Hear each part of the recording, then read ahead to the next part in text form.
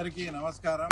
తర్వాత ఈరోజు ఏదైతే అమరావతి బిల్లు ఉందో ఆ బిల్లు నిన్న లోక్సభలో కానీ ఈరోజు రాజ్యసభలో కానీ ఆ బిల్లులు ప్రవేశపెట్టడం మొత్తం భారతదేశంలో ఉండే అన్ని పార్టీలు ఒక్క వైఎస్ఆర్సీపీ తప్ప అన్ని పార్టీలు కూడా దీన్ని ఆమోదించడం నిజంగా మన ఆంధ్రప్రదేశ్ తీసుకున్న అదృష్టం. ఎందుకంటే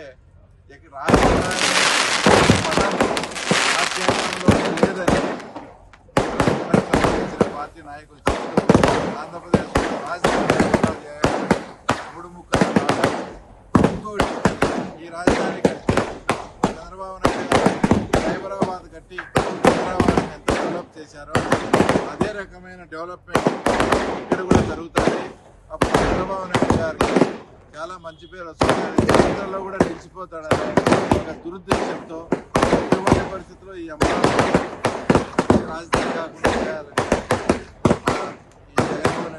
విశ్వ ప్రయత్నం అంతా ఈరోజు విఫలమై మనం ఏదైతే కోరుకుంటామో ఒక మంచి రాజధాని అంటే భవిష్యత్తులో ఎలా ఉండాలనేది కూడా ఈరోజు ఏదైతే బాంబే, చెన్నై, ఢిల్లీ నగరాలకు ఏ రకంగా రెవెన్యూ వచ్చి ఆ రెవెన్యూ మీద ఆ రాష్ట్రాలు ఆధారపడి ఉండే రకంగా అమరావతి మీద కూడా రెవెన్యూ జనరేట్ అయ్యి ఒక అద్భుతమైన మహానగరంగా అది తీర్చిదిద్దుకోవాలనే ఆకాంక్ష ఖచ్చితంగా చంద్రబాబు నాయుడు మీద చేస్తారనే నమ్మకం మన ఆంధ్ర రాష్ట్ర ప్రజలందరికీ ఉంది. అలాగే ఒక రాయలసీమ వాసిగా కూడా ఇది అమరావతి అనేది మధ్య ప్రాంతంలో ఉంది కాబట్టి అన్ని ప్రాంతాల వాళ్ళకి దగ్గర, ఎస్పెషల్లీ మాకు ఇప్పుడు బెంగళూరు నుంచి అమరావతి నేషనల్ హైవే వేశారు, అది కూడా పులిందల మీద పోతుంది.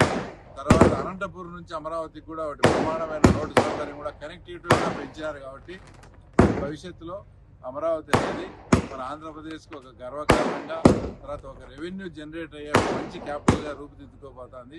ఇంట్లో సందేహం లేదు.